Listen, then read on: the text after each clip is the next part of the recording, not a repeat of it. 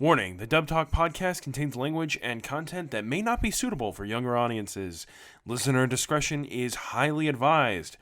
Also, there's a possibility that spoilers for an anime may occur, so be very careful if there is a series you have yet to finish. Also, be careful because we're talking about NANBAKA today, which means there's going to be so many sparkling men you might actually go blind. Yes, even at a podcast, you can still go blind from the amount of sparkles that are in this freaking show. Enjoy!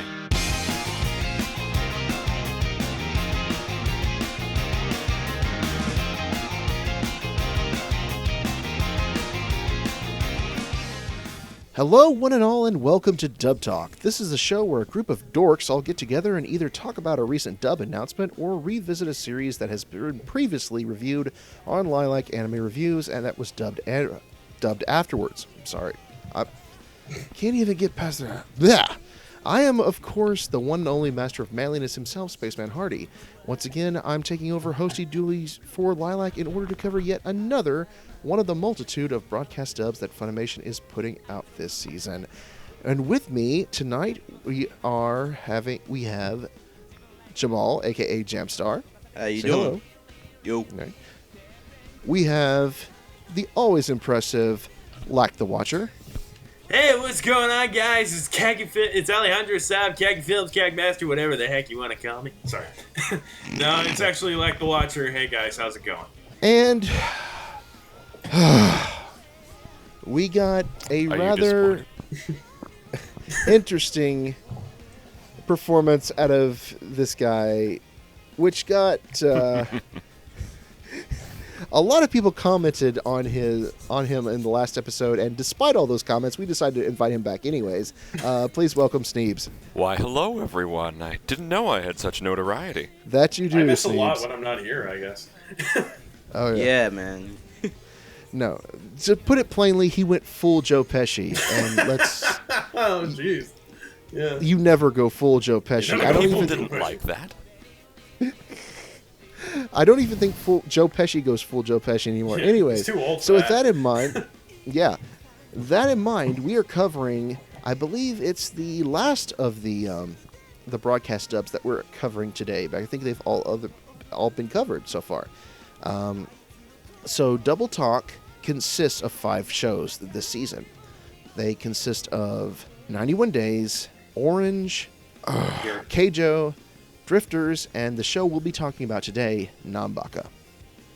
Okay, And- side note. Yuri on Ice isn't on that list? Nope. Oh, okay. That's weird. No. People misjudged Yuri on Ice's popularity. If they had known it was going to be as big as it turned out to be, I can assure you it would have been on Double Talk. But didn't they announce the cast?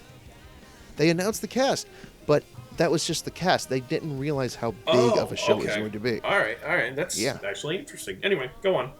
Yeah, Trust me, and an episode for Yuri on Ice has already been recorded because the female members of our team, they would never let... Brigade. Yes. Right. So, anyways, tonight we're covering the last of those shows is NANBAKA. Now, Speaking of NANBAKA. estrogen,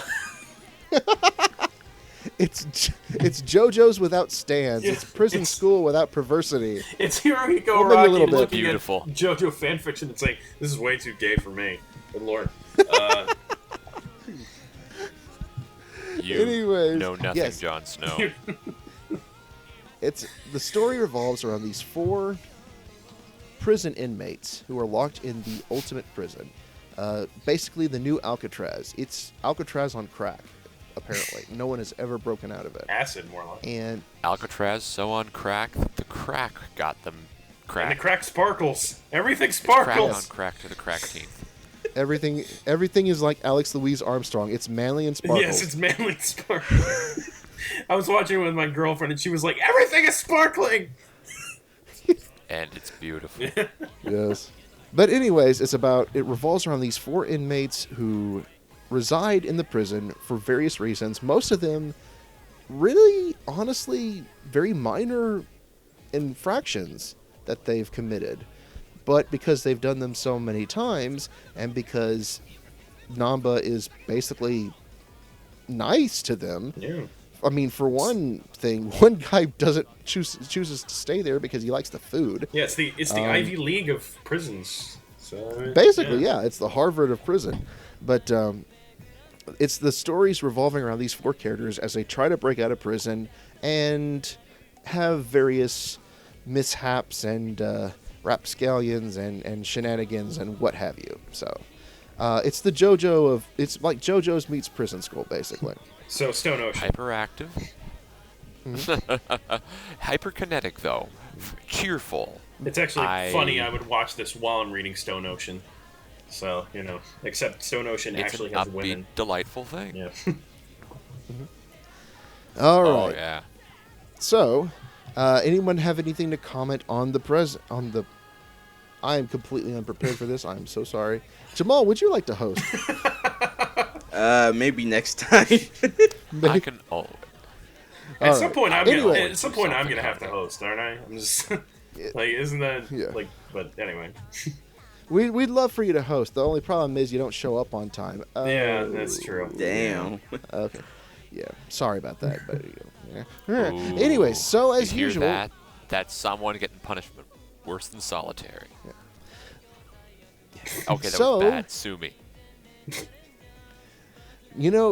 after all the terrible puns we've done on this show, Sneebs, we just need more. You're not doing us any injustices. We just need as many bad puns as possible. Yeah. So as usual, we're going to go I'm sorry through. to waste your time. Yeah. Stop interrupting. So as usual, we're going to go through the cast, talk about who we initially predicted, who was actually cast, and discuss whether or not we were pleased with the individual casting choices or not. As usual, getting hopelessly derailed and yammering on and on about which waifus are best, or in this case, which husbandos are best, and why Sneebs' taste in anime is complete crap. Rock is best boy. Sorry. Of course. So without further ado, let us start as we always do with the ADR director. Now, you fellas know me at this point. I never make predictions for the ADR director. Very rarely do I ever do it. Did anyone at all have any predictions for ADR? I did. Okay. No. All right. I think Jamal is literally the only person who actually prepared for this episode. Yeah. I just generally don't have good enough sense of how various ADR directors work. I haven't quite mastered their creative influence as a whole. Yeah. Besides, you choose to pick a lot of LA actors and directors anyways. Yeah. Tony That's a Oliver. good- Tony Oliver directed. No. Keep that in mind because apparently Funimation and Bang Zoom are teaming up for more dubs because of what happened with Mob Psycho. So it's exactly, yeah. We're not going to spoil anything for the Mob Psycho because that's a different episode altogether. But yeah, keep that in mind.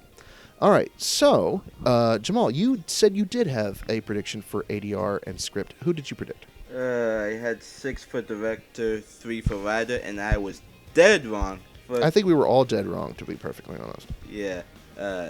My director picks were Clifford Chapin, Sonny Strait, quote, I'll be very upset if it's him, Tia Ballard, Christopher Bevins, Alexis Tipton, and Colleen Klinkenbill. Did you basically pull names out of a hat? I was gonna 'Cause say, that seems... has Alexis directed anything? Yes, she has. What has she directed? She's the assistant director for Love Life Sunshine. Oh, okay. All right. No, I wasn't pulling names out of a hat. It's just I carried over from previous predictions. As for writer, I had Joe McDonald, Monica Rial, and Josh Greeley. Or Team Really, if you want to call him. I got you. Well, unfortunately, you were dead wrong. So why don't you tell us who was both the director and scriptwriter for the show? That would be brand new, not brand new guy. This is third time around now, fourth maybe. It's Mr. Aaron Dismuke. Oh, that Mm-hmm. that kind of explains the cast. So, Yeah, I It know, does. right? Yeah. Yeah, there's a lot of A lot of new talent coming in. Dismuke's can't- peers, we'll say. So Yeah, I actually think Aaron Dismuke might be a huge fan of Honey Pop because the actresses from that show keep showing up in his dubs. You ask him, he's like, "What's Honey Pop? I've never heard of that. What are you talking about?" Yeah. While he sweats profusely. Anyways, as far as staff is concerned, Aaron has been director for Cheer Boys. He was assistant director for End Ride, which he also starred in. He was assistant director for a few episodes of Fairy Tail. He was assistant director for Luck and Logic. He's director for Showman Sample as well, which was his directorial debut. So, little Alphonse Elric has really come into his own at this point. How do we feel about the direction so far? Very solid. And the script while we're at it. So he wrote the script too. Yeah. Yeah, he did it all. Actually, yeah, in that case, very impressive, honestly. Like, Very solid. Yeah, it really flowed very well. Everybody played off of each other really well. I think the fact that Aaron is a younger guy, I think he got the dialogue really well for the main four. So His stuff does sound natural. yeah, I mean, he's grown up in anime dubbing, so like if anybody, his age knows how to do it, it would be him.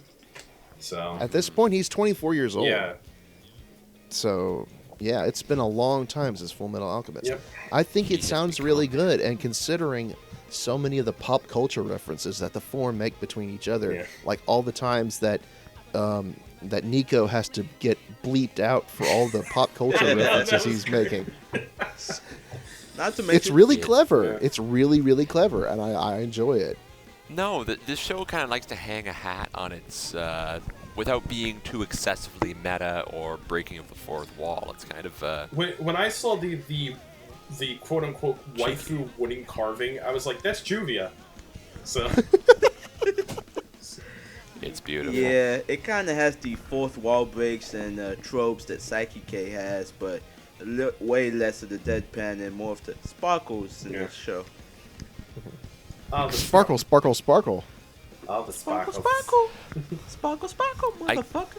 I really wonder about the art design here of this, because how the heck it's exactly what anime would look like through the eyes of a hyperactive 8-year-old. Yeah, I should already know this, but do Coloring. we know the studio that made this? Satellite. Oh, okay. All right. he's- Yeah, that makes sense. Okay. Yeah, Satellite. Didn't they also make Planetarian? The really sad one. I where we thought that cried was over the Key. robot. You know what? I think it was Key. I forget. Satellite did Aquarion. Satellite helped with Fairy Tail, I think. The first one. Yeah. I think Satellite did help with Planetarian. Let me double check. We're getting sidetracked, folks. I'm sorry, but this is going to eat at me Yeah. until I find But anyway, out. more on the We can always edit it more on out. the acting, Wink. more on the directing. I mean, it's I was wrong. I'm sorry. it really does for a series this hyperactive, everybody feels sincere. Everybody feels like they're directed in a way where it never comes across as phony. And I think that's something when you're working on an anime like this, I think that's something that you really need to get right, or else you're just gonna mess up. Yeah. And it's funny you mentioned that because in later episodes, things do get out of hand Yeah. and things do get serious. Oh yeah. And, I mean, no other show have I seen this season that has such a mood whiplash. Okay, I don't want to spoil anything, but I'm like, oh, wow, this seems like a goofy gag manga. Holy crap, his arms just turned into knives. I know when I saw that clip, I was like, is this supposed to be an AOT reference? I don't but I guess I kind of see where they're going with it now. So Yeah. But I mean, I think the script writing and directing is really well done. And honestly, from the few dubs I've heard Aaron direct, he's done a very solid job. So I give kudos to him. just imagine what he's Personally. Mike McFarlane's age. What that's gonna be like. So Well, I mean, even Mike McFarlane doesn't have Brittany Lotta voice casting black magic power. So that's true. all Or right. self-casting. So No. yeah, moving on. So we're all happy with the directing and script writing from Mr. Dismute. Mm-hmm. Okay. Moving on, we are going to our first set of characters. These characters really don't have much to do with each other, but because they're rather minor, we're going to loop them together. We have TSUKUMO and Hitoshi Sugoroku. TSUKUMO is basically a fake ninja. He's not a fake ninja. He was a real ninja who was abandoned by his clan, who is still trying to prove himself as a real ninja. Unfortunately, by a certain weird series of events, he actually ended up becoming an actor. And so he's basically the Gary Coleman of ninjutsu. Believe it. Yeah. We also have Hitoshi Sugoroku, who is a very pretty girl, only she's not a girl. She's actually Hajime's little brother, who dresses up very effeminately. Oh, where's Admiral Akbar when you need him? It's a trap! Oh, boy. I'm going to have a long disclaimer to read, aren't I? Very much so. About as long as this podcast. All right, so I know Sneebs and Lack, you guys did not watch the episode where TSUKUMO appears in, so you cannot make predictions. Jamal, did you make predictions? Yes. I made one as well. Okay. We're starting with TSUKUMO, right? Right, with TSUKUMO and Hitoshi. Now, see, with Hitoshi, I thought, even though he is a boy, they may cast the actor as female, but have it in a gravelly, raspy tone. And so with TSUKUMO, I predicted Rachel Robinson. Not TSUKUMO, but Hitoshi, I predicted Rachel Robinson. With TSUKUMO, I actually predicted Joel McDonald. Okay. I'm the same with you on TSUKUMO being McDonald. I also had Tatum. As for Hitoshi, mine was a cop-out. I went with Josh Greeley. Really? Yeah, because of Armin in Attack on Titan Junior High and, well, Princess Jellyfish. That is a very good comparison. Did either of you gentlemen have a prediction for Hitoshi, the girly boy? No, not me. Hitoshi, I'm trying to come up with the face for the name for the face. He looks like a girl, and Jugo, the main that character, doesn't explain. Oh, that one. Yes. Yes. Hajime's little brother, quote unquote brother, not sister. I'm grasping right now, and I can't think of one right away. Okay. All right. Well, both of us were wrong. Who is actually playing these characters? TSUKUMO is actually a brand new actor. His name is Sam Biggs, and this is his first role ever. Oh, nice. Yeah. As for Hitoshi, I'm curious because I feel like I know that voice, but the voice is Howard Wang. Oh. Yeah. Oh, freaking Aaron from the Attack on Titan Abridged. Basically, yeah. He has. Yeah. So far, his main roles have been Hitoshi. Have been in the show I hate more than anything, as Whitley Schnee. Oh the shit! I purposely took that off so you wouldn't read that. You're on ANN, aren't you? Yes, I am. God Jamal, damn it! Yes, I am. God damn it! He's also. Hardy, you should have trusted the filters. Please let us be your filters. We're trying to protect you. Yeah. Tifa would have won. Anyways, Yuri on Ice as Gwang Jong-hee, or Gwang Hong-ji, sorry. He's been in Juden-chan, he's been in One Piece, and he's also staff in Rio Rainbow Gate. That makes sense. He's BFFs with Amber Lee Connors. He's BFs with Amber Lee Connors, isn't he? Yeah, he's her. I think he's her boyfriend. Yeah, that's what I mean. He's Yeah. her boyfriend, unless they broke up. I'm not trying to assume anything, but you know. No, I think they are. I think they are together. But They're still anyways, together. Okay. Yeah. as far as I know, I mean, I don't want to spread rumors. Yeah. This is This is Double Talk, just banter. You have been listening to Double Talk Banter, where we make up complete garbage and don't mean anything we say. Thanks for listening. Well, I know. And- As approved by our entire legal team. I do know for certain that they did date at one point. I'm not sure if they're still dating, but they did date. So. as far as I know, Gossip aside. all right, we're not a gossip site. We're Yeah. not Teen Vogue, but anyways, we're not even teens. That's very true. Well, we're acting like them right now, but giggles. But anyways, yeah. How do we feel about these two performances?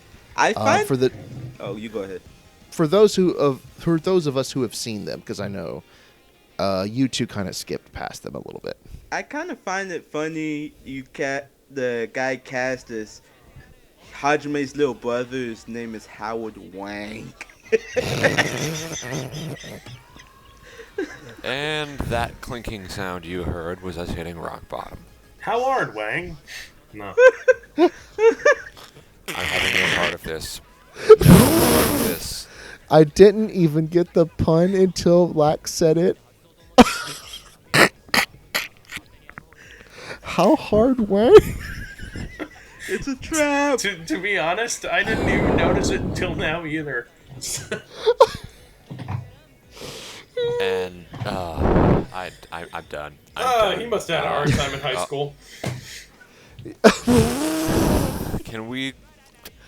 Can we Heart please of just God. focus on it? Please edit this out for the love of mercy. The best part is he's Asian. That's what really makes this all fun. Oh God, really? Jeez. Really? Just snip this entire.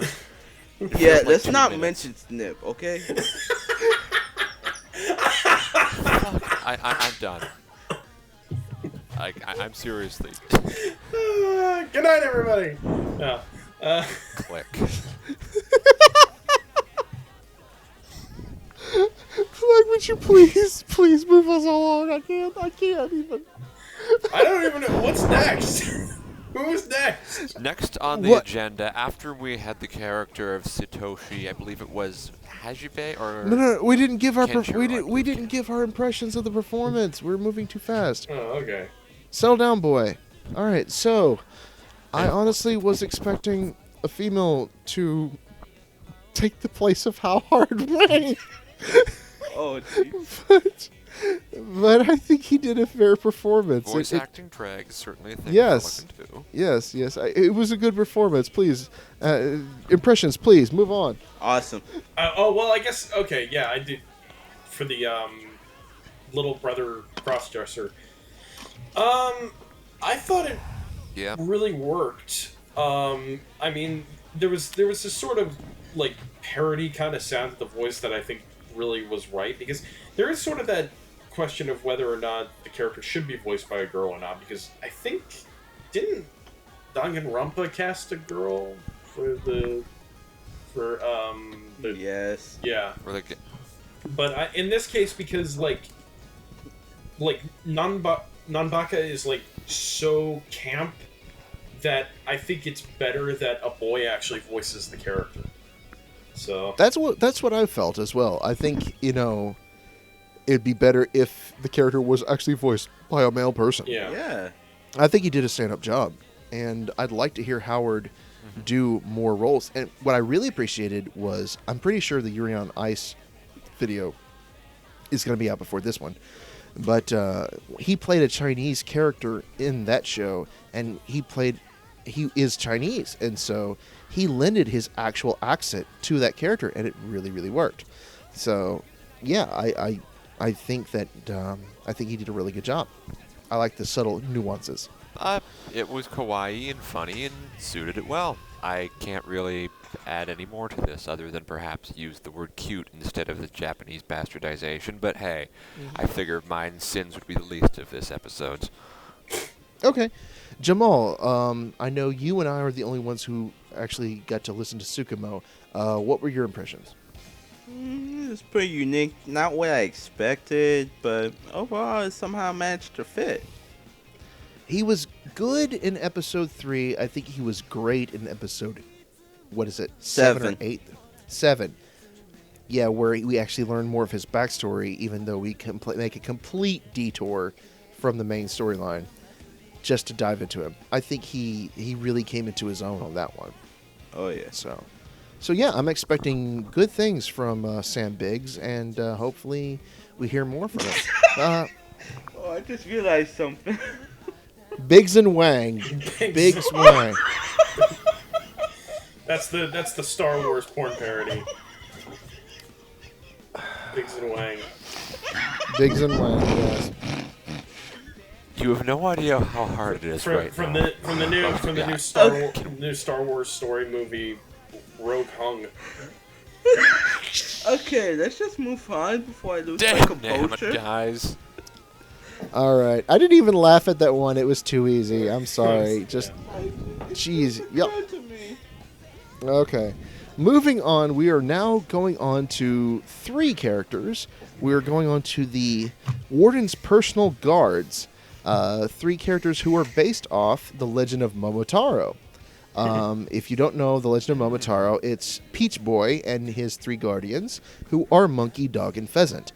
And these 3 characters represent the 3 animals that helped Momotaro on his way. And we have Samon Goku, who is the monkey, Kenshiro Yozakura, who is the dog, and Kiji Mitsuba, who is the pheasant. And who did we pick for these 3 characters? Okay. Because I'm having a hard time remembering who I picked, because I may or may not have been intoxicated when I watched this episode. But Oh, Jesus Christ. Okay. That's okay. It's a good mental state to be in when watching this. All the bright colors and all the hyperactiveness. I just Worst have to ways say to- something, Sneebs. Yes? Don't ever watch Belladonna of Sadness. Don't? Or do, rather. It's... I've heard stuff. I hear it's art house as hell. Okay. I saw a man farting fish out of his asshole. I don't ever want to see it. Okay, let's just move on. That just sounds like Dali on But roids. it was artistic, so it's okay. Exactly. It's Dali, not debauchery. Okay. Hey, Anyway. now, Dolly did chocolate commercials and Pepto-Bismol commercials because he was starving. Don't you ever talk bad about Dolly. I'm not talking bad about Dali. Dali was quite a wonderful opportunist when it came to promoting his businesses, and also lived a life of adventure and lunacy, which is what all good heroes should strive towards. However, that's not the purpose of this discussion. He also had a Sure. pimp-ass mustache. That pimp-ass mustache with wings. Oh, yes. Ooh. Yeah. Frankly, I can't even remember who I made predictions for these 3 characters. Jamal, you made predictions, didn't you? Yes. For Yozakura, I had Rick Keeling and Chris Sabat. For Mitsuba, I had Ian Sinclair and Aaron Roberts. The monkey was a tricky one because I made this prediction after I heard it, so I thought it might have been Micah Solusai. Okay. I think I actually had Samon as Clifford Chapin, but that is the only one that I could actually remember making. You gentlemen, you watched episode 2. What did you think? I didn't have any predictions. Okay. Sneebs, did you have any predictions? I know. See, these characters were so minor. I only really... I found that they were in and out so fast, I didn't even invest the time in them. Okay. Well, they become major later on, but understandingly. So, Only the first 3 eps. so for Monkey, Dog, and Pheasant, Samon Goku is voiced by Brandon McInnes. Kiji Mitsuba is voiced by his boyfriend, J. Michael Tatum. And Kenshiro Yozakura is voiced by the not at all gay Vic Mignogna. And so how did we feel about these performances? Because I know they really don't come into their own until the tournament arc. But we do get a brief taste of them here in episode 2. What did we feel from the little we heard about them? They were quite fitting for what they were. Again, the actors hadn't really gotten into their rhythm yet, so it was a performance that needed to be warmed into. Yeah. But, yeah. It's not what I expected, but once I warmed up to it, I enjoyed it. Yeah. I do remember looking at the character J. Michael Tatum was playing and saying, of course J. Michael Tatum is playing him. Well, here's the funny thing. That character, in the manga itself, swears up and down that he's not gay. It's just, I'm like, really now? I mean, Like, you could have a... this series is so weird, I'm almost inclined to believe that. So... Well, if you can wrap your mind around it, none of the JoJo's boys are gay. None of them. No, Yeah. you just look at sometimes. Oh, of course not. Of course Well, not. Giorno might be. Might be, but all of the main Joestar bloodline, totally straight. And Jonathan did some gay shit, but that was against his will. So... No. I mean, when a man reaches inside your chest and places a ring around your heart, that's not at all symbolic, guys. Not at all. Right. No. Right. Anyways, as far as to what these actors have done in the past, Brandon McGinnis is still pretty new. His main roles are Corteo in 91 Days, Sonosuke in Danganronpa 3, Merlane in The Heroic Legend of Arslan, Alan Lernier as in Joker Game, and Seelan in Show by Rock. As far as Vic and Tatum are concerned, Here we go. Strap Yeah. in. bolster down the harnesses, boys. You're going to be in for a wild ride. Let's see here. Tatum is Toma in Aquarion. He is Toru in Arya the Scarlet Ammo. He's Irvin Smith in Attack on Titan. He's Isaac Dion in Bakano. He is... That's right, yeah. You know what? I'm not using this handy-dandy guide that Jamal gave me. I really should. Okay. Shiro in Assassination Classroom. Tuto in Birdie the Mighty Decode. Sebastian Michaelis, of course, in Black Butler. Stephen A. Starface in Blood Blockade Battlefront. Kuimi Lee in D. Greyman. He's Principal Kirijiri in Danganronpa. He's Loser in Dimension W, Zarbon in Dragon Ball Z Kai, Butch Cassidy in Drifters, which I did not like, thank you very much, Ryoji Kaji in Evangelion, Rei in Free, Scar in Fullmetal Alchemist Brotherhood, France in Hetalia, Inero in One Piece, and Kyota in Ouran High School Host Club, among many, many He other was also additions. that bald guy in Yu Yu Hakusho. That he was. As far as... I only mentioned that because I've been watching Yu Yu Hakusho. So. All right. Now for Vic Mignogna. If you have not been watching anime, if you have not heard Vic Mignogna's voice in anime, you have not been watching anime. Because he is Ikaku in Bleach. He is Yamato in Digimon Adventure Tri, the new voice of Matt. He's Broly in Dragon Ball Z. He is Rin in Free. He is Kurtz Weber in Full Metal Panic. He is Edward Elric, most famously in Full Metal Alchemist. He is Grease in Hetalia. He is Obitu I can't say that word. Black, can you... Yes. He's Orochimaru in the Naruto spin-off of Rock Lee and his Ninja Pals. He's not Steve Bloom. He is not Steve Bloom. Sorry. Oh. Okay. Orochimaru. Oh. Okay. Yeah. He is Beelzebub in Rage of Bahamut Genesis, which blows my mind. He is Shuzo in Show by Rock, which we all expected. And he's Banawi in Utori Ramono. So, how do we feel about these performances? I'm not used to Brandon, Tatum. I almost expected. Vic blew my mind, man. Vic Like, needs to play more villains. or more black guys. I mean, that came out wrong. I'm applauding right That now. came out wrong. At the Well risk of played. sounding The best extremely... part is at the the- one black guy in the call said that. Way to state it aloud and ruin the joke, man. We love you, Jamal. We love you. You are awesome, and we love you to death. Oh, I really hope that gets that out. Personally, but We can't edit Jamal, that you out. wouldn't. That was gold. That's gotta be the best compliment that is Vic beautifully Mignogna's done, ever man. gotten. That's well played. We gotta get moving on because we were so far I behind. know. Anyways, these are all really strong performances from all these actors, especially Brandon McKinnis, who's still just getting his feet wet. And so we want to hear more from them. And I think in the tournament arc where they actually get to shine, once the two of you actually, fess up and pay money, come on, guys. I mean, geez. I want to. But- I want to. I just...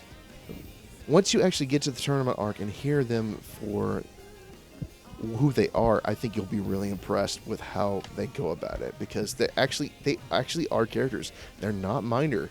They're major characters. They're just sort of in the background. And that's why we're featuring them here. But for time's sake, let's please move on to our next set of characters. We are moving on to MITSURU, HITOKE, and Momoko Hyakushi.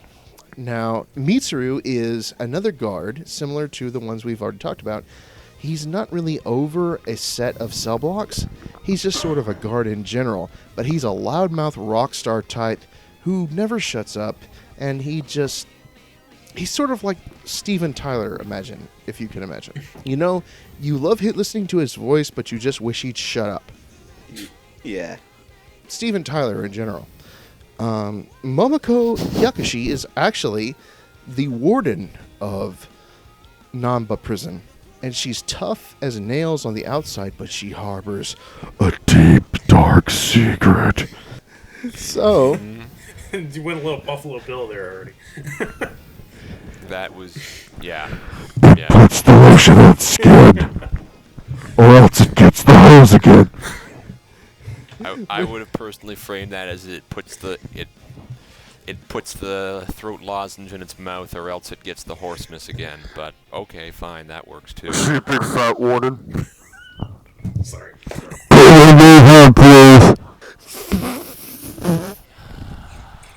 Lilac, I'm sorry.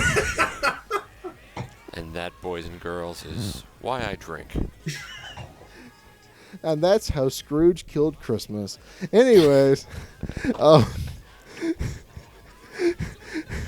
so Predictions, please. Okay. For MITSURU, Rockstar Guard, I harkened back to Strawberry Heart and Grateful King and Show by Rock, and I predicted Justin Cook. And for Momoko, I had two predictions. One, which was like pulling candy from a baby, was Monica Rial. But who I really wanted was actually Tia Ballard, because I know she can go from sour to sweet in a New York minute. Okay. For HITOKOE, I had Rick Keeling and Chris Sabat again. As for the Warden, I had 7 predictions, one of which I share with you, and that's Tia Ballard. Because all 7 of my predictions, they could go from one range to the other in a minute. And that is Colleen Klinkenbeard, Caitlin Glass, Bryn April, Felicia Angel, Don Bennett, of course Tia Ballard, and Sarah Wiedenheft. Those are all really good predictions. Gentlemen, what did you think? Well, I am no gentleman, Harty. I am also an internet troll. But no, was exactly aligned with you, Harty, in your choices. Tia Ballard was what I thought would be more likely to be cast. My go-to is always Monica Rial, because I'm quite impressed by her for being in the iconic cutesy girl voice, but she does do the adult voice rather well that could oscillate between the two poles. I figured she'd be a solid pick. Either way, I lined up with you identically, Hardy. Good job, you read my mind. You're still harboring the hugest crush on her over Ren Daughters of Nemosini, aren't you? I will not answer that question, Spaceman. Lack, what are your opinions? Well, I didn't have predictions. If I were to say, like, gun to my head, who would I pick? Probably for Momoko, I would have gone with Colleen Klinkenbeard, just because it seems obvious. And Colleen's got a pretty good range. I mean, you can go from Urza Scarlet to Monkey D. Luffy. That's pretty impressive. So I have words to say about that, considering a certain character in My Hero Academia, but please continue. Yeah. I mean, again, this is just me spitballing here. As far as the actual choice for Momoko, I mean, if we want to go around the table first, I can wait. But we've already gone around the table. Oh, okay. Please. Sorry. Yeah. Momoko, I really, really liked. I thought she did a great job. I really liked the way that just how the voice could go from really cutesy, typical anime girl to, to wax Bennett the Sage for a second, God help me, Valkyrie bitch, basically. So would you like to announce who these two characters are? I can announce who Momoko is. I forgot who the other one was. So... All right. Well, MITSURU is voiced. Let me look it up because I'm hopelessly devoted. Yes. MITSURU is voiced by none other than Riko Fajardo. Know the name. He got trapped in a voice acting booth, no joke, and almost went primal. I still remember that. Yes. What are they I got in still the water remember- down in Texas? What? I still remember Afia Yu tweeting, and now we lost him. As he was biting into his audio. Oh, I think I cords. remember this actually now. So Yes, yeah. Free Rico. Oh my God! Yeah, I forgot about that. Well, if you bite the electrical cords, they are full of fibers, so it'll Yeah. keep you full for a while. So, MITSURU is voiced by Riko Fajardo, and Momoko is voiced by Marissa Lenti. Marissa Lenti. Yeah, that's right. Now, as far as acting is concerned, Riko has voiced Tor Kokonoe in Absolute Duo, a much manlier name than that character deserves. Goki Muto in Aria the Scarlet Ammo. Ituna in Assassination Classroom, a.k.a. he was Tentacle Head. Shu Sakurada in Castle... I cannot brain today, I has the dumb. Castle Cagliostro. Castle Town Dandelion.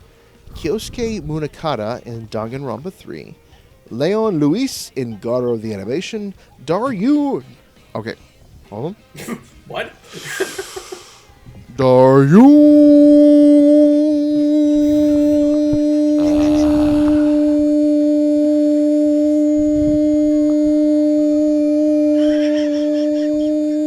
Sounds like you're vacuuming. That sipping sound you're hearing is me drinking from the bottle. From the heroic legend of Arslan. I tried to do Megan justice. Oh, I'm sorry. Daryu, yeah. Daryu. Yeah. I can't do it at full volume because my parents are asleep. Okay, Takaru from Princess Stride Alternative. Takaru, aka worst. Jamal, what the hell did you write? The tears of the innocent Worst will flow boyfriend without ever. end. His name is Jamal, and he's a post in the chat. Moving on, Kai from Show by Rock, Narumi from Seraph the End, and Shusuke from We Without Wings. And Melissa Lenti. I'm sorry. Yeah. I didn't know if that you were like Liam. Well, actually, it's Well, actually- Marissa Lenti. Yeah, Marissa Lenti. So, Ilse how Lagnar. about that podcast? Okay. Are you Shut up, guys in Steve. the editing room enjoying yourselves right now? Oh, shut up. I know I am. I'm just very glad I'm inebrious. Listen now to the mellow, soothing sounds of my velvet voice. Dude, you're not muted. Listen. If you don't know. What? You're not muted. I'm not muted. Well, shit.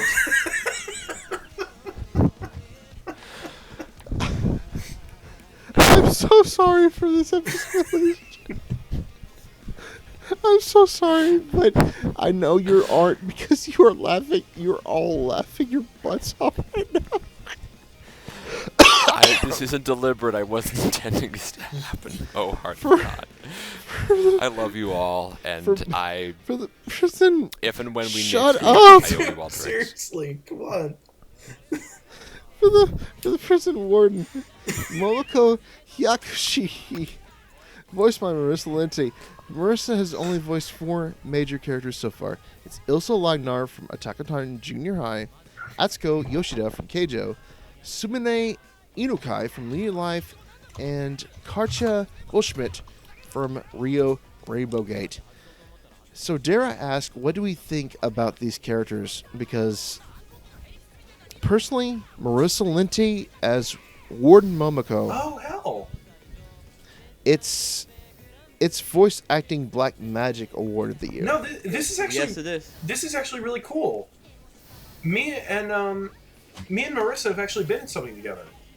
Really? Yes. What? We were in Seduce Me 2: The Demon War together. Awesome. Yeah. That's actually really cool. I'm glad that I finally have something that I could be like, yeah, I was in that with that person. So, Whoever is editing this episode, please make sure you mention that because that's important. That's impressive. Yeah. Thank you.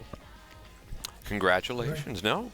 Good for you. yeah, I was one of like the soldiers in Seduce Me 2, and she was, what was her character's name? Irene, I guess. Yes, Irene. So I was like, I could have sworn she was in Seduce Me 2, and then I checked, and I was like, yeah, she is. So. Yeah, well, big deal. I was Will Powers in the abridged series of Phoenix Wrights. Yeah. Anyway, Ms. Lenti, I think you'll do a very good job in this role as well. Once you grow into it, I think it will be very well done. Good springboard. I was surprised as all get out. I did not think Marissa was capable. I did not think anyone was capable of this voice. Yeah. Even Montreal herself. Like, that specifically her warden, like, tough girl voice is actually going to take her to plenty of places. Yeah. Because, like, It already has with her big girl voice in Keicho, where she voices a giant woman with muscular With attributes buns of steel. an Amazon. who is still very, very, very attractive. I bet. You don't need to comment on that, Hardy. Oh, yes, he does. We save that for after chat when we're not recording and can't Okay, be blackmailed. Oh my! Yeah, so... I like how even in, like, straight talk, it still goes to decay. Gentlemen, please keep this episode on track, even though I cannot because I'm losing it. It's okay, Hardy. So Rico was pretty out of the box with his performance. Marissa, I never would have expected that from her, because when I first heard that, I was like, yeah, I don't know. I want to hear the Mori voice first, and then when I heard the Mori voice, I was like, holy shit! I mean, it's awesome. It's still a bit of a sliding scale between voices, because you can hear Luffy to Caitlin Glass to Jill Harris and all the other voices, but once she really perfects it, man, she can knock it out of the park 20 times over. She hits a level of moe I don't even think Monica has ever hit. I know. And that is saying something. I think Monica was watching this episode, eating a bagel, and at one moment she just pulls the bagel back, opens her jaw, and the unchewed remnants of bagel fall out of her mouth, and she just goes, "Damn, girl." So yeah, I'm completely blown away by what Marissa Linty can do. I don't think it's perfect. Yeah, I think it needs work. That's what I'm saying, because like in the latest episode, it's kind of a sliding scale. Like when Rico sneaks up on her and she hides Maxie by the back, she goes from like one end to Luffy to like, actually no, she goes from a normal voice to Luffy and all others, and once she's able to get that down packed, she can really hit it out of the park, you know? I think she needs fine-tuning. After that, this could be our next voice actress of the year. Not spoiling anything, but look forward to the W Awards. But not spoiling anything, this could be our next voice actress of the year. And did we cover... Enrico's good, too, because he pulls off his Justin Cook voice, where Justin Cook is like, "Y'all ready to rock?" Rico has basically learned this voice from the time he spent trapped in a sound booth? No. trapped in a corner booth.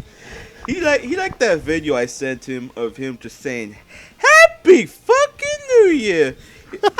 I'm gonna say that to him again on New Year's. So yeah.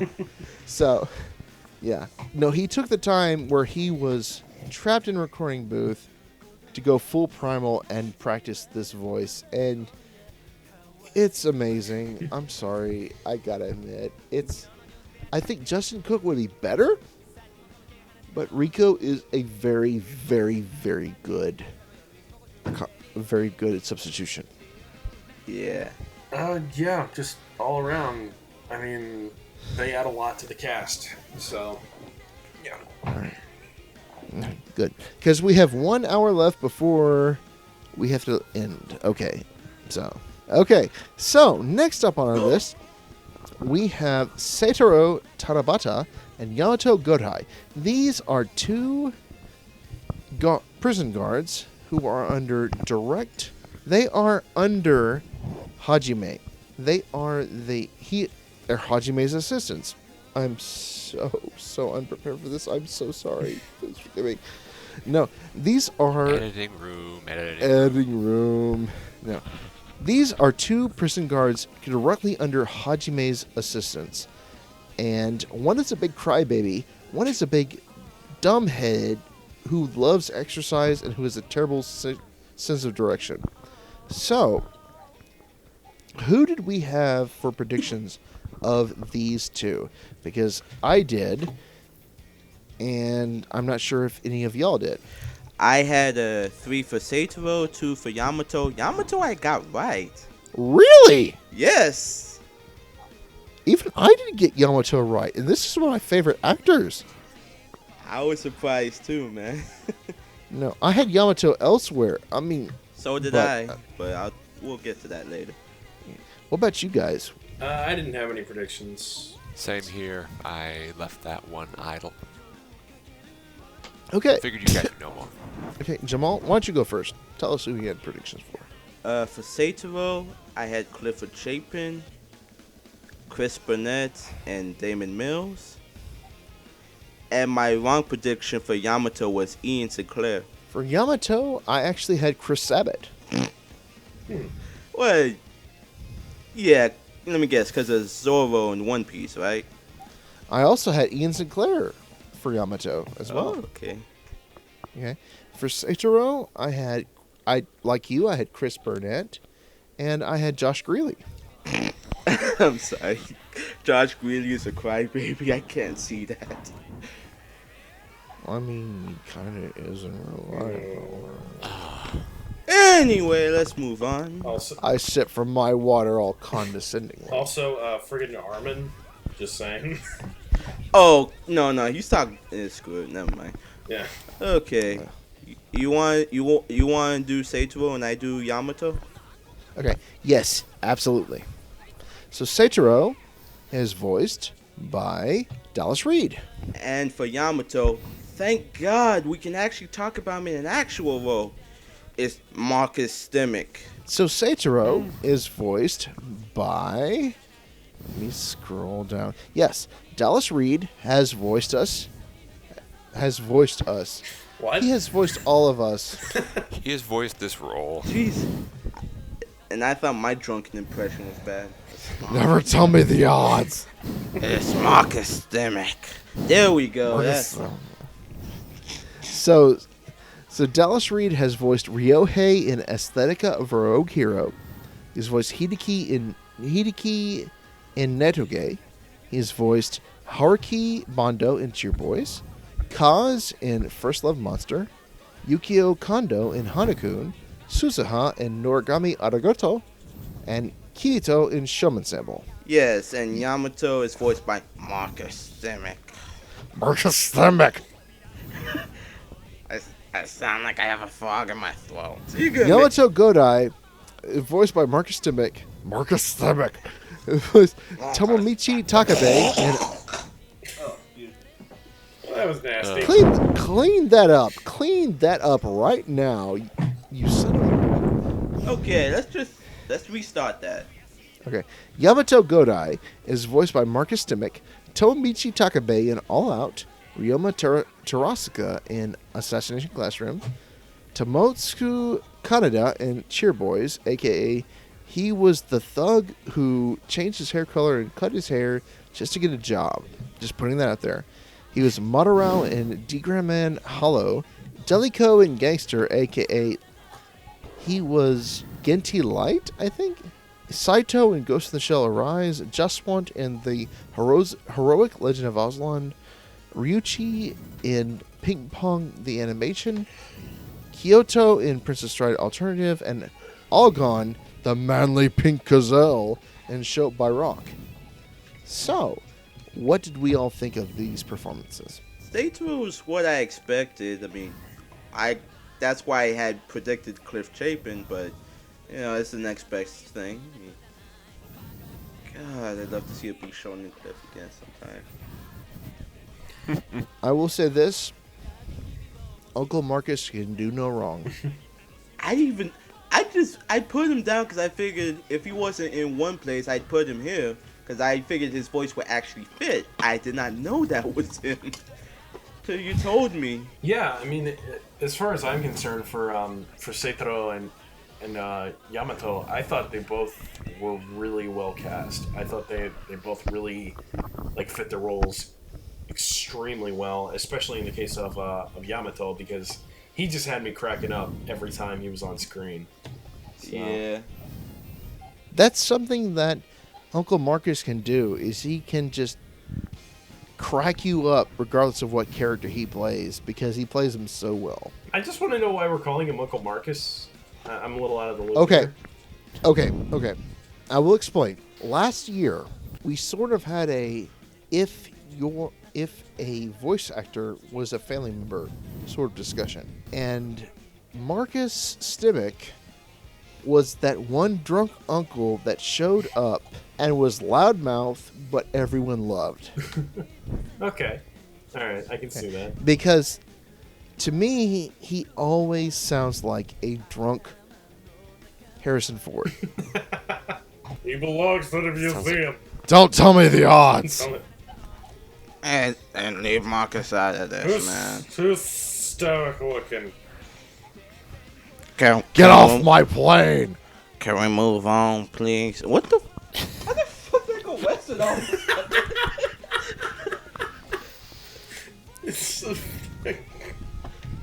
Yes, clicking. can we please heed the man's advice and move on? I need to I actually am be very drunk, tired. apparently. Let's move on, I'll please. have you know I didn't touch a drop of alcohol tonight. I call bullshit.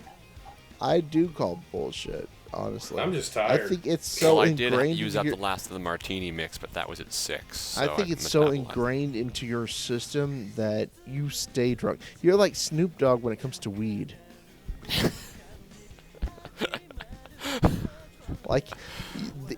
the alcohol is internally inside of you, is part of you now. You can never escape.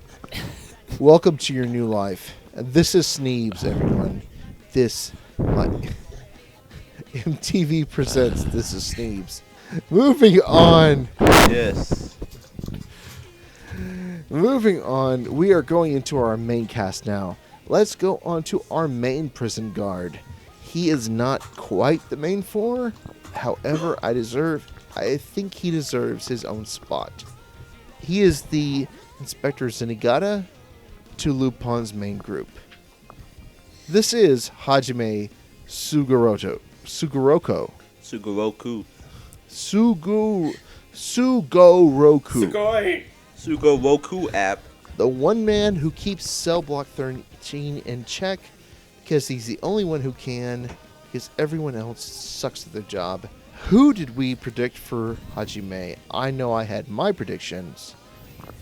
Who else did? I had 4 for Hajime, and Hajime I got right.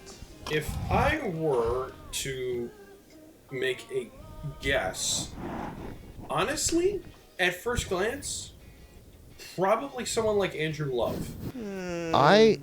I went for the lowest hanging fruit, and I was dead wrong. I think I kind of went for the lowest hanging fruit, and I was right. I said that I actually figured Marcus's voice would fit here, and if not, I'd put him in Goat as Yamato. The other 2 were Eric Vale and Clifford Chapin. I chose Chris Sabat. That makes sense. I can see that. It does make sense, yeah, because it'd be the lowest hanging fruit. It'd be like picking. It'd be as easy as picking Chris Sabat for Kyoma's Dimension W. Although that will never happen, eh? It would be like. Oh, it would be like. no. It would be like picking Chris Sabat as Vaccine Man just because he looks like Piccolo. Oh. It'd be like picking Chris Sabat as All Might. Oh no! I gotta phrase this properly. Do you want to see the lowest hanging fruit I picked for Hajime? Mind if I reveal it? Yes, please. Ian Sinclair. Well, That Jamal. was where I was going. First of all, Sneeves, who did you pick? I was going to say the same thing. It just seemed like Sabat would have made sense, but I went to this as a default, and I'm very sorry. But bam, that right away. Yeah, Hajime is indeed voiced by Ian Sinclair.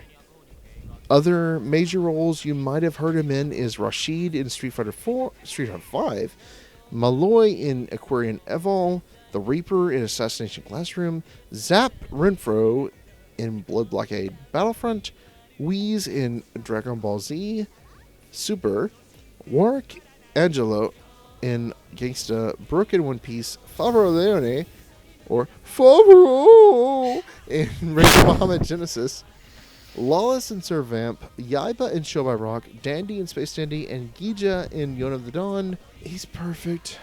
Yes. Yeah, no, Yes, he he's is. perfect. I mean, And he fits the role, too. I mean, is Ian Sinclair cast a little too much? Maybe, but he's good in every role he's cast in.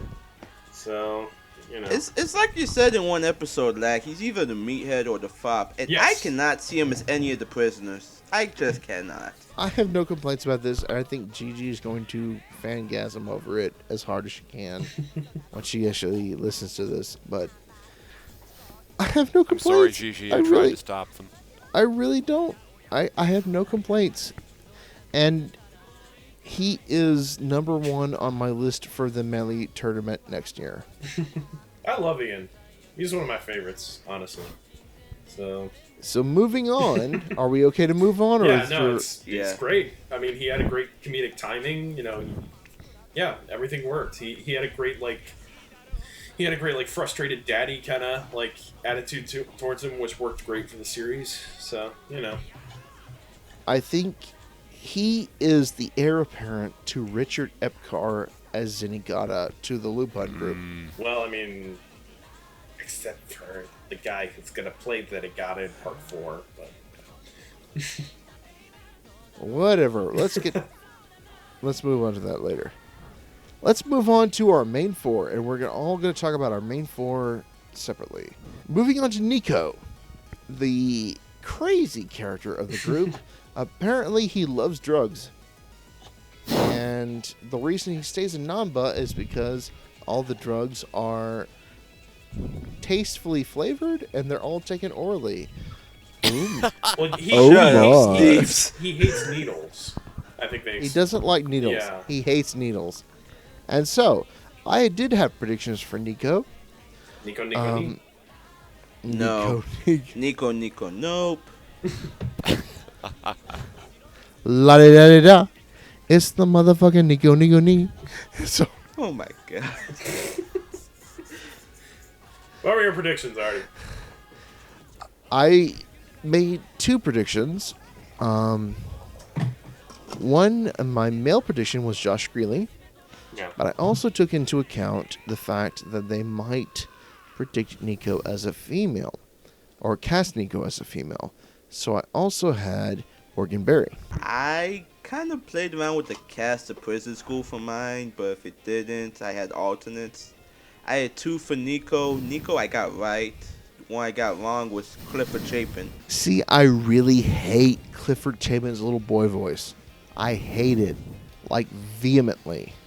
Like, the little boy voice he made for Dimension W should be erased from the face of the earth. With fists. With fists and claws. And just violent abandon.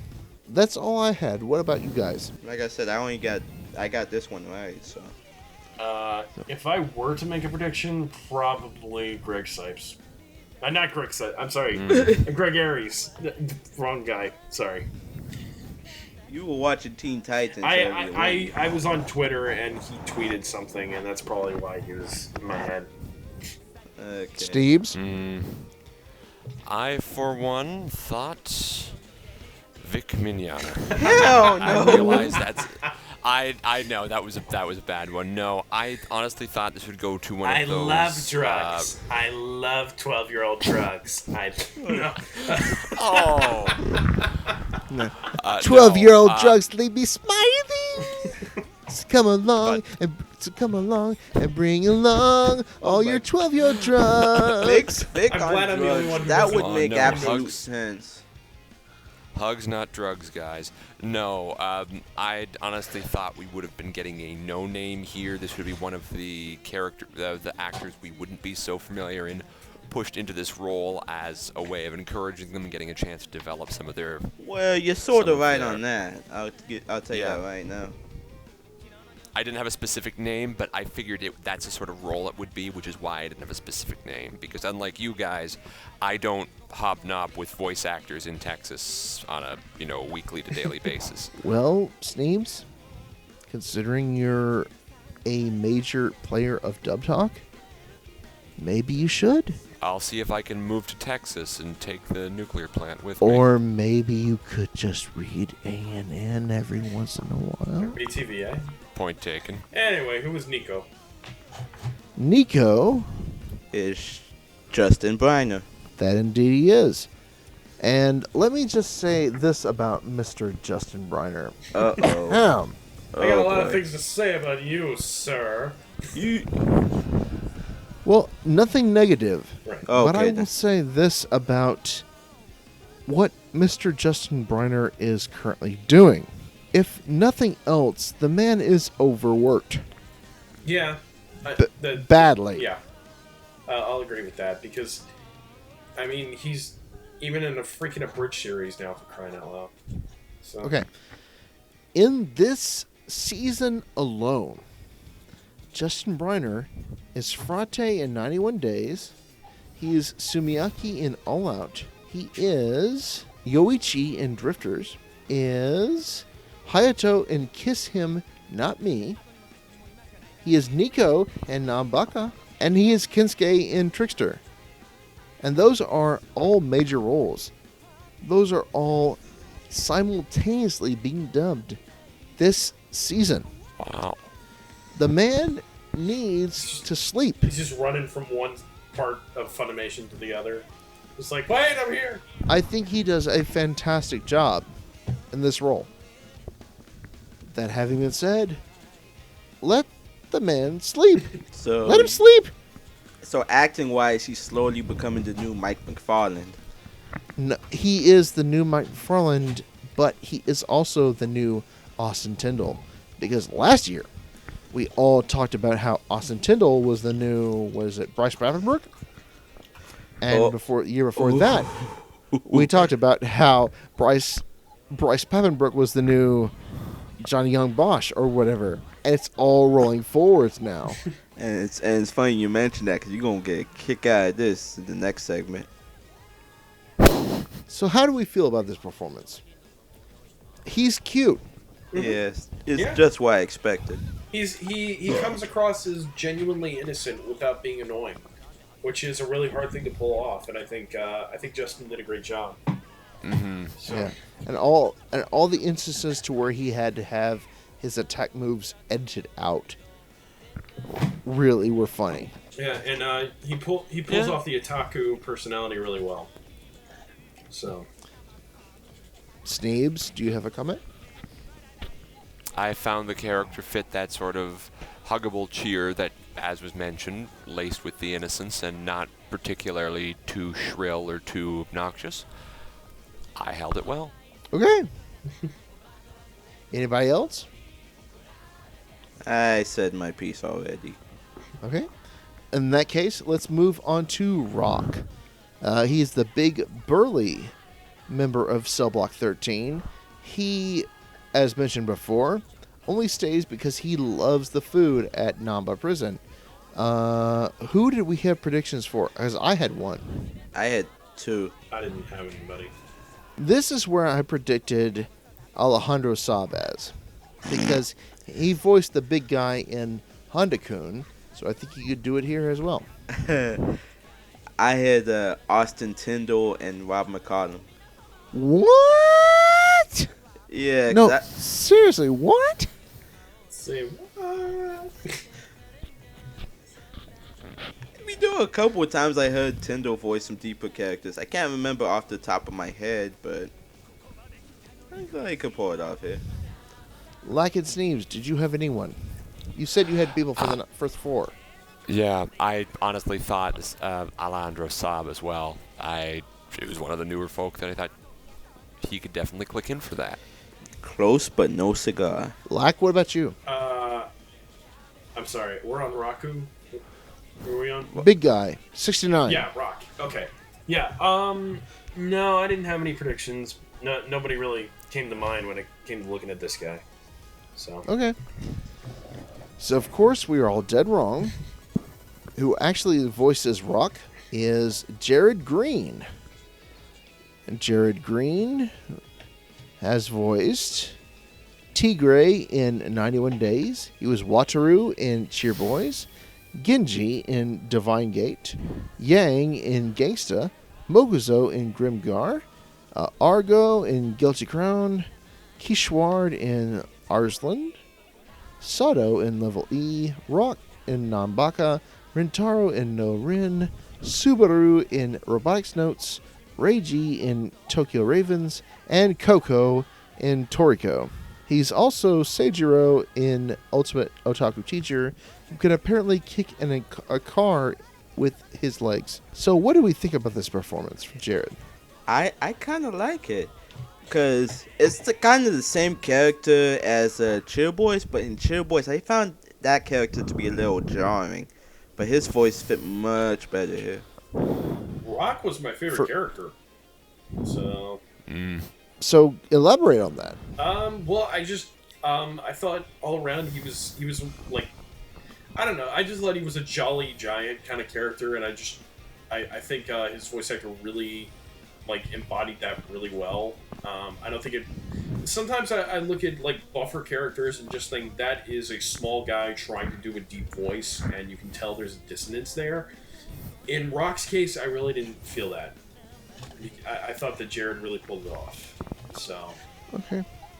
Sneeves, what about you? I found he fit really well too. Like you said, he sounded the way one would expect a large but gentle giant to act. As heinous as this might come across, boo. Oh. I am still not fully satisfied with Jared Green as a voice actor. I think he still has a lot of ways to go. In certain roles, he is amazing, but he's got to nail it down. And I don't think he has nailed it down effectively just yet. But I think this is a good start. Okay. Be perfectly honest. Okay, moving on. We are on our final stretch. We are heading to Uno, the one British member of our 4 squad. His voice actor, if he had done a British accent, that would have been the funniest friggin' thing. I know! Yeah. I know! Why? Like, Aaron, why? I know. Why? Japanese Because overlords, have you I'm heard guessing. Aaron do a British accent?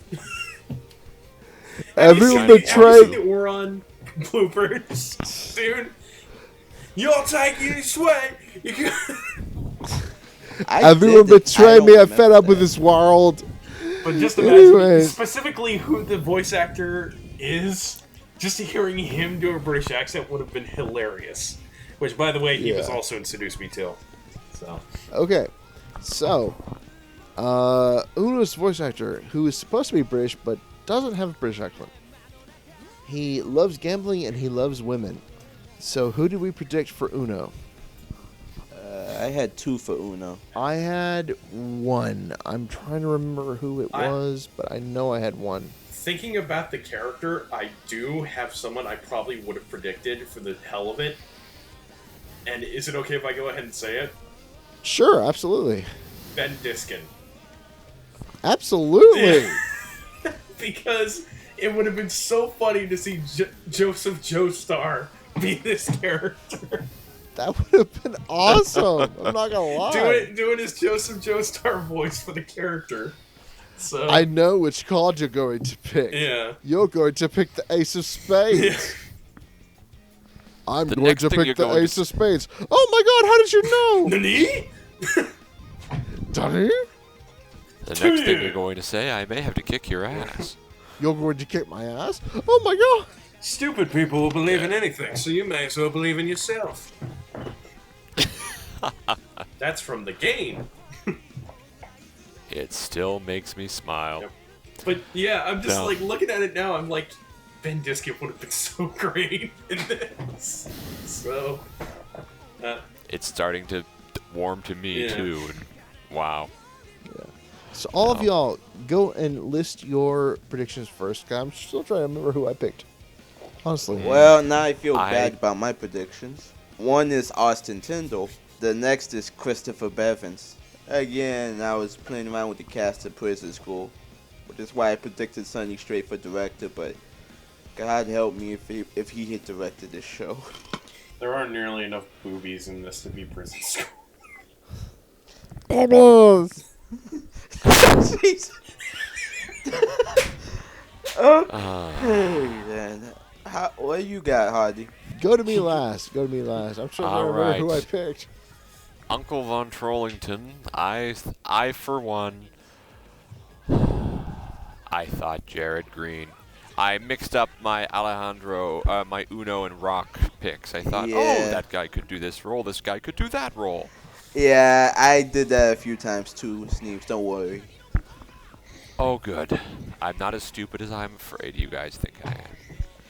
Hell, I think me and Hardy did that for the leads in Keijo. Pretty much, yeah. Okay, consider me served. Wow, damn. I thought you guys, wow. Like, is it up to me? Yeah, well, I already gave my prediction. Oh, well, okay. Yeah, sort of. Believe it or not, I'm trying to think. Who do I know who has a distinct British accent? And I thought, maybe they could get Taliesin Jaffe to do this. Huh. Oh, I thought you were gonna Yeah. say Tatum. Tatum, I had for someone else. Okay. But, yeah, no, I figured, I was going to say Scott Freeman, but... No. No, Even he- though this yeah. is a show about prison, Yeah, that no, would have been life no. imitating art, Hardy. Just saying. Yeah, Exactly. And so, no, I thought, maybe Taliesin Jaffe, who is Scott Freeman's replacement on Hetalia, could do a decent British accent. What are you talking Unfortunately, about? He's always been in England. Anyways, it turns out that who is actually voicing Uno, because we're all wrong, as usual, is Alejandro Saab. It's Kagi Okay. Films. It's Kagi Films. Yeah. So, Lack, do you want to tell us what he has also been in Kagi Films' voice? Well, okay, he's been in Freedom Planet. No, actually, I don't. Anime-wise, Yeah, I know he was recently in Fairy Tale. he was. He was also Soichiro in Cheer Boys. He was Akane in Honda-kun, which is why I cast him as Rock in this show. He was Tazuki in Joker Game. He was Yusuke in Kiss Him Not Me. He is Uno in this show. He is Akira in Real Life, and he's Koyuki in Servamp. Real Life already gets a dub? Oh, okay. yeah. Yes, it does. Yeah. Just like NANBAKA already has a dub. These simulcast dubs happen. Get with the times. I've been undergrad, I've been in school. Alright. Should I just go first? Yes, please. Alright, yeah, as far as Kagi in the role, I'm making jokes about Kagi, but I think he's a good voice actor. I think he's very talented, and I think he's very good as Uno. I really liked him as Uno when I was watching him. I think he embodies the right, like, smarm and the likability of the character. And I think it's a great fit for Kagi's... I keep calling him Kagi, but it's easier to call him that than Alejandro. I think it really fits Kagi's like voice really, really well. So I think he does good. I do think I would have preferred the character to use a British accent because the character is British. just Kagi doing this But- terrible British accent would have been amazing. So What can you say about Johnny Young Bosch doing a terrible British accent in JoJo's? well, I love him. So it's like I have no problem with Jonathan. So. Okay. Ben doing a British accent is amazing. Johnny, not so much. Yeah, but like I said, imagine they're prepping him to be Johnny in the Steel Ball Run anime. So, Okay, whatever. That's my point of it. Yep. I know what you're going to say. You're going to say that Alejandro Saab is the best thing ever. Alejandro Saab. Saab is the best thing ever. Isn't he? How did you? I didn't realize Uno and Joseph Joestar really are like the same character, aren't they? Good God. Okay, Jamal, please move on. I kind of liked Alejandro in this role. I mean, to be honest, I'm not really expecting a British accent because, let's be honest, the only Japanese person here is Jugo, and you can't really tell of the others. I want to say ethnicities. Is that the right? Yeah. Yeah, ethnicities. Unless they describe it in the show. And it's kind of funny we're talking about Alejandro Saab in this role because I remember on the Twitch chat a few weeks ago he jokingly talked about like he'd want a body pillow of Uno, considering ironically what happened to the episode 10 once you get to it. Okay. Spoiler alert. I found he did a very good role here. I think he'll be a. What more can I say? He fit the gambler card. He played the gambler card well. There we go. Okay. Very good. Very good. Wordplay for the evening. So the next play, we head on to our main character, Jugo. Now, Jugo is literally a professional breakout artist. He has known nothing but life in a prison. He lives only to break out of said prison, and the only grudge he carries is the one for the person who put the black bars or black... I'm sorry, Fetters? Shackles. shackles, yes, I'm sorry, around his neck and arms, which he cannot break out unless he has the key. And his entire life's goal is to find the person who put him in said shackles and to beat the crap out of them. And apparently his arms turn into knives, but that's a spoiler for later on. So, who did we have predictions for Jugo? Because I had one, and it is out of this world. So, y'all go first. I had two. You want to guess which one? I had two. You want to guess what one of them was? Was it Christopher Bevins? Nope. Who was it? Tendo. I can see that. Yeah, and the other was Cliff. Okay, I can see that too. Lack, who did you guess? My prediction was Wentworth Miller. No, I didn't have. Who? The guy from Prison Break. I didn't have a prediction. Go on. Move on to the next guy. Sneebs. I can't wait to see that in the video. But you didn't have a prediction. I thought this might be a fun sounding Greg Ayres role, but the likelihood of him getting cast in this, I don't know.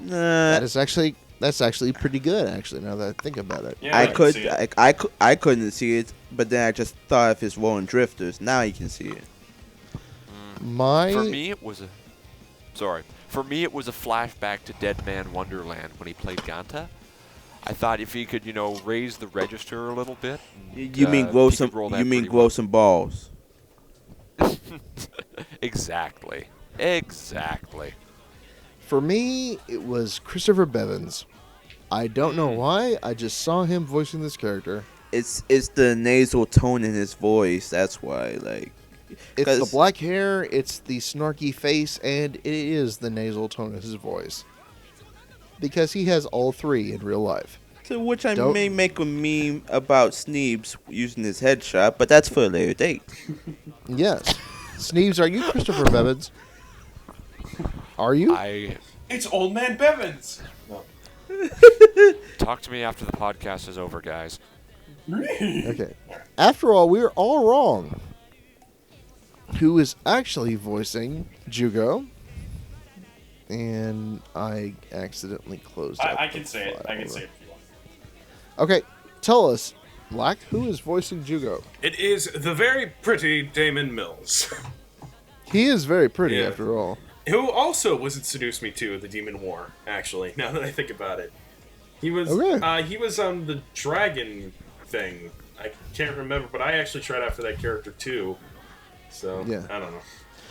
In other major roles, he is voiced as Kibi Shota in All Out. He is Zi Juan-shen in Cheer Boys, the little Chinese boy. He was Shinta Mizumura in Holy Night. He is Tanaka in One Piece film Gold. He is Honebami Toshiro in Token Ranbu Hanemaru. He is Haruhiko Hanasaki in Trickster. And he is Yakov Feldman in Yuri on Ice, which I Yakov still Smirnoff. have a hard time. Sorry. How on earth does he voice that old Russian He man? has an amazing range. He really does. I will not believe it. I will not believe it until I am in his presence and he does that voice for I've been me. in his presence, and I still don't know how he does it. It's probably the same way Edward Bosco voices Hammerhead in One Punch Man. Yeah.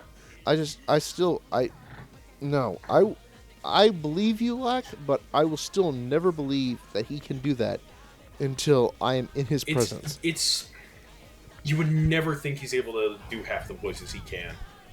Okay, this is going out.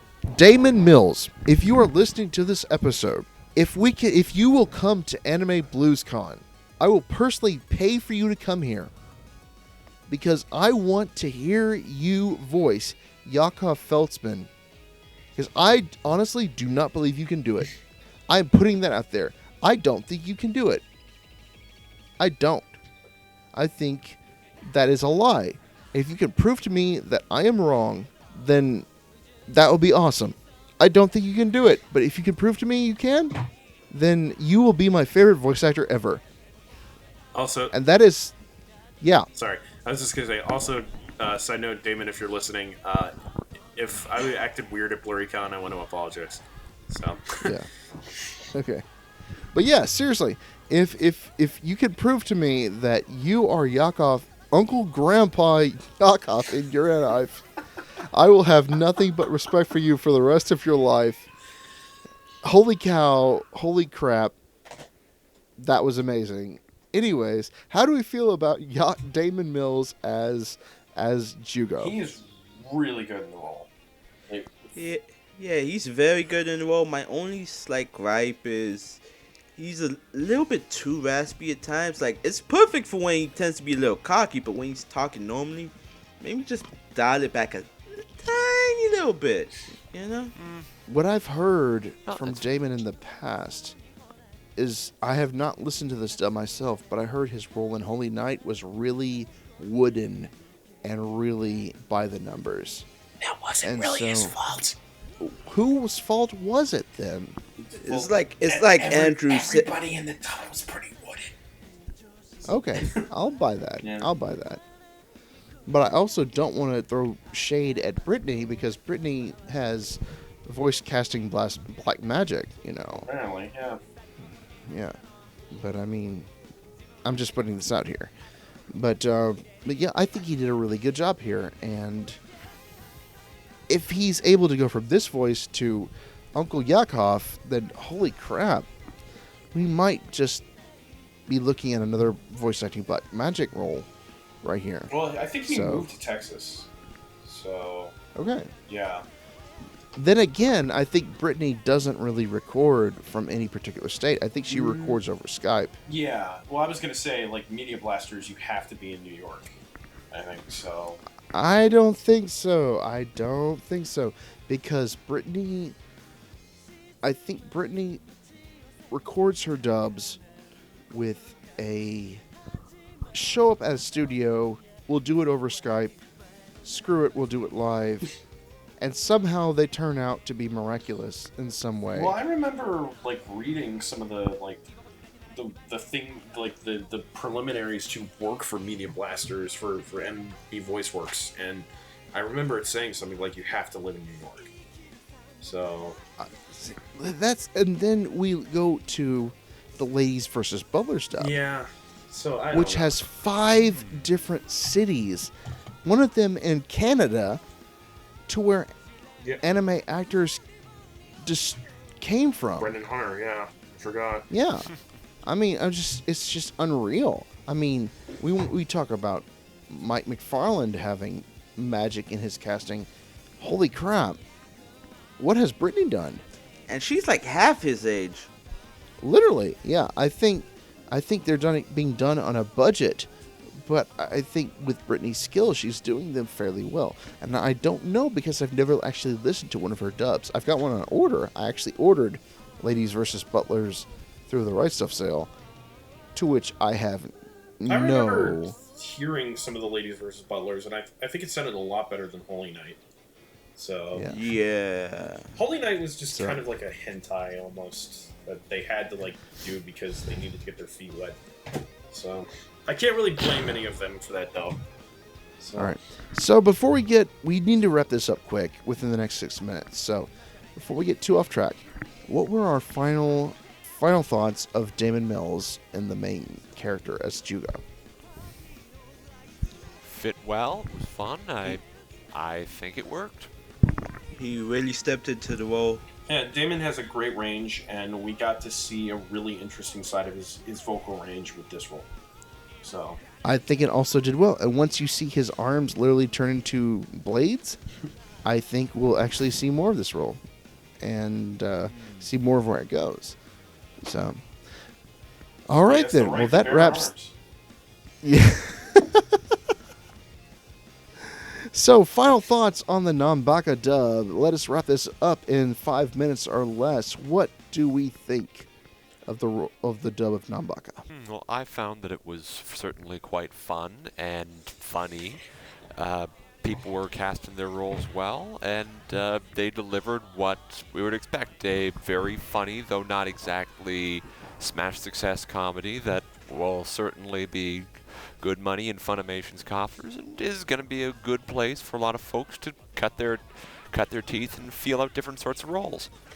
Yeah, I like Aaron's placement of the larger actors in smaller roles, but still more defined, and where he puts the newer actors in, and how he handles them just very well. It's so solid that even now, since it's on Double Talk, it just furthers his validation more as a director and a scriptwriter.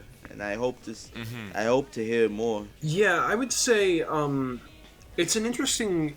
It's a very good dub, first of all. But I would also say it's interesting as an experiment too, because we've got a lot of like newer VAs going pro in this one. Not so much in Damon's case. Damon's been around for a year or so now, and Kagi has been kind of around. But it's really interesting to see these 4 guys who are relatively new, never really had starring roles so much, to be able to kind of take this first step and be a part of it, be something bigger. And I think it's a really great anime to kind of cut your teeth with, because it's so camp that you can kind of play it up and you can get away with it.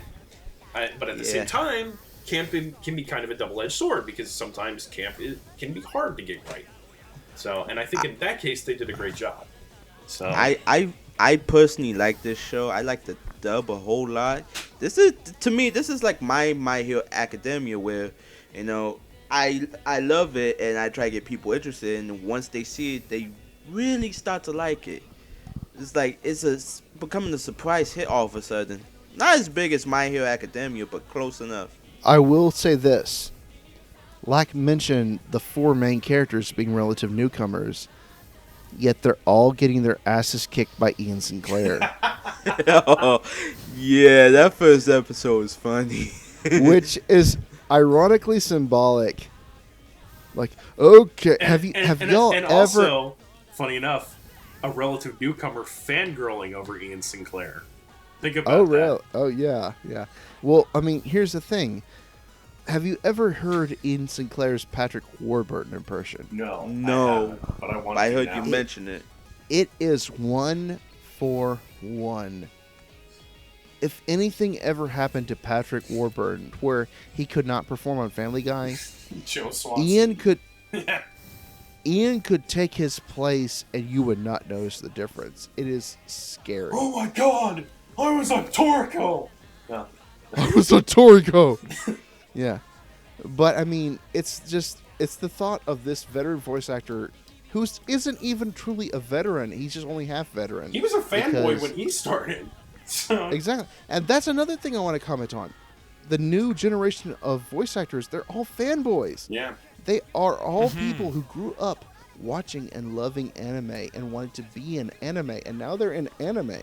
Whereas 20 years ago, or even 10 years ago, they were people who were like, yeah, I do anime because it pays the bills, or I don't really watch the anime. Even Steve Bloom doesn't watch the things he's in. And now you have a bunch of fans who really love the medium, who are watching each other be in the medium, and they're like, holy crap, this is awesome. And now you have, where it used to be like, oh yeah, we dub things, but we don't ever actually meet each other. Now you have these anime fans who live with each other, who are best friends with each other, who hang out with each other, and they star in things like when Rico got locked in the booth. Cliff and Josh came down and took pictures of him to make fun of him. Yeah.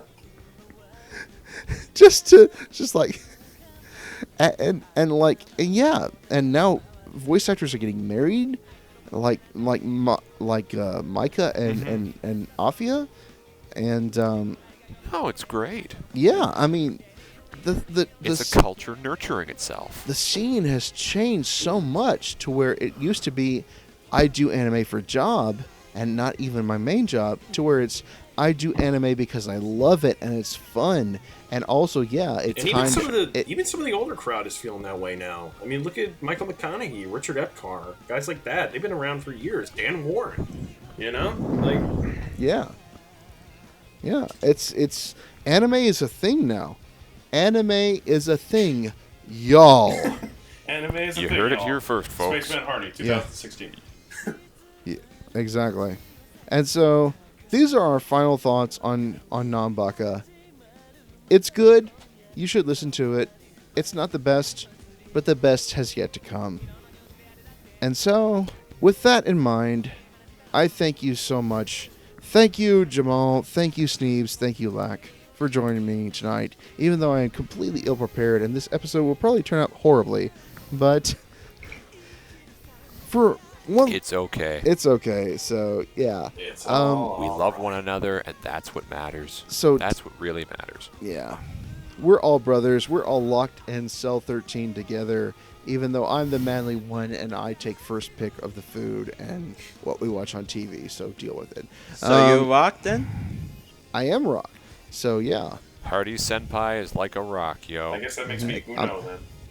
Guess I'm I'm Nico. the best. I'm the best that I can be. That means you're. And I'm done. Good night, everyone. Yeah. And thank you for podcasting with us. If you want to check us out on our own individual things, Jamal, why don't you tell us where we can find you? You can find me on Twitter at Jamstar529. I'm also helping Lilac with editing for this podcast. I can also be seen in a future project coming up, but more details on that later. All right. Sneebs, where can we find you at? Well, of course, you know me across the tides of the internet at on